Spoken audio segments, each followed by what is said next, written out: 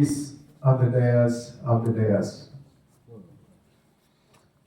Let me at the outset express my deep sense of gratitude to the founder of this institute, Dr. Gautam, whose vision this institute today's, it has developed to be a full-fledged institute. And he is a close friend of mine. I work together on Panchayati Raj. Whenever I went to Delhi, I met him in Panchayati Raj conferences and seminars. I came here also. Yes, a dream to create an excellent research institute for social science. Today's context, in the whole of the world, social science takes a back seat because market gives primacy to science and technology. Because science and technology works for profit. Social science works for people. So people now, they have been converted into, beneficiaries. For a politician, they are voters.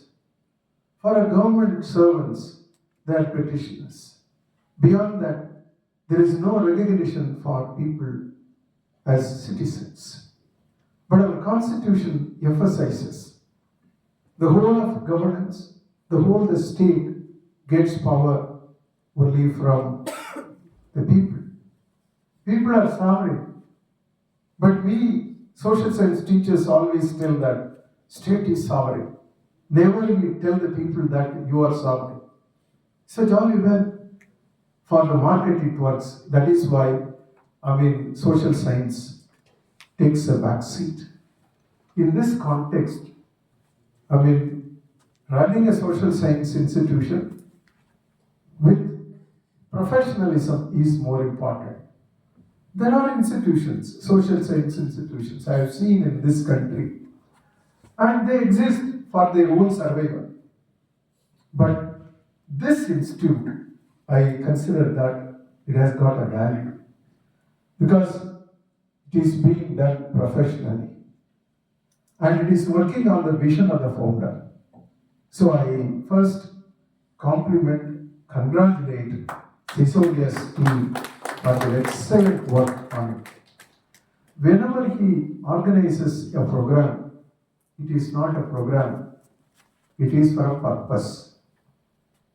Once it is over, he takes care of the manuscript and it is being published in the form of a book through a good publisher. And it reaches the world. So in that context, again I congratulate, Dr. Sisodia, the chairman and the team for their excellent work. Coming to the main task of mine, yesterday I had a discussion with our chief guest, how many minutes I can take, how many minutes you will take. So very generously, former secretary Sunilji told me, sir, you take 30 minutes, you cover major areas. Then what? Now, I will take 20 minutes, 5 to 10 minutes. I said, you take 20 minutes, nothing wrong in it. So that is an arrangement. I am standing before you. So I prepared this lecture because 30 years experience. I worked in the Western continent in Cologne University. When I was in Cologne University, after teaching all the time, I was in the library. I worked, the faculty members to get more information about their functioning of local body. Then when I was in Canada, Lethbridge University for 3 months, then there I started, learning, how that local bodies are functioning. There is a difference between the local bodies functioning in the industrialized countries and non-industrialized countries, especially countries like India. There is a marked difference. But when it comes to the society, the social transformation, how local bodies are playing its own role in transforming the society. If you look at the Western country, social transformation comes first, then economic transformation later.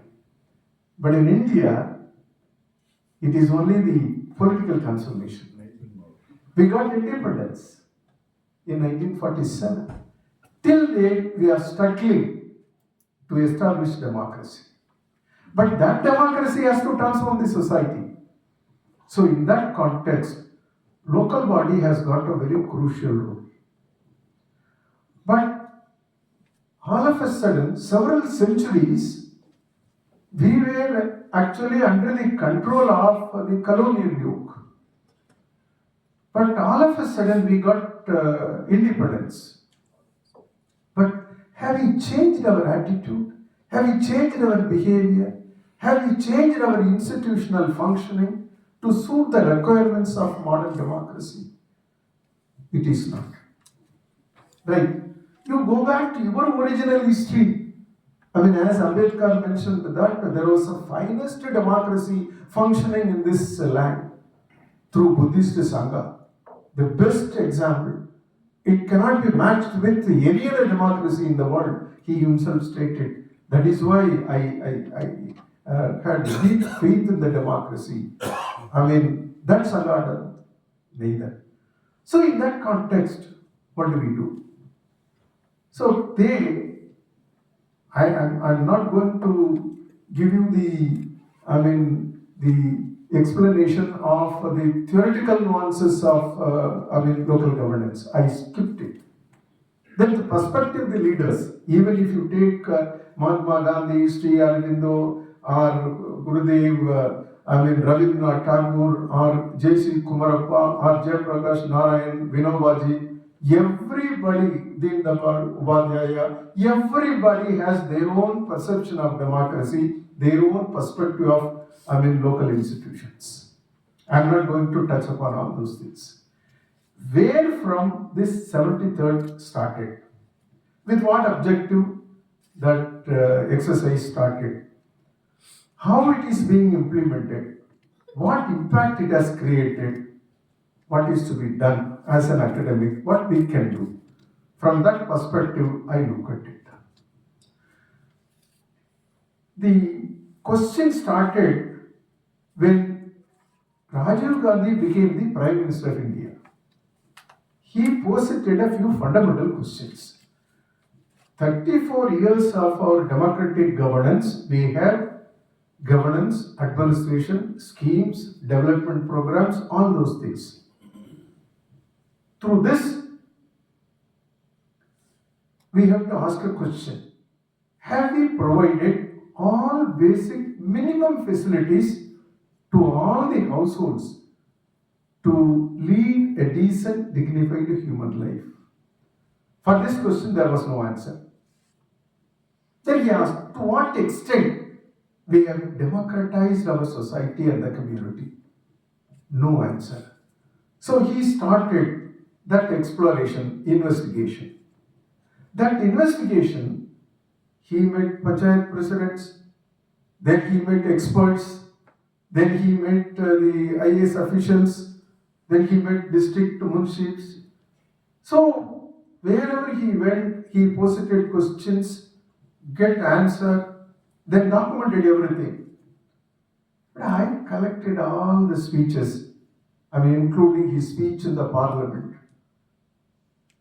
Then I compiled it. When I collected and compiled it, I read all the speeches. Then I got the core of the idea.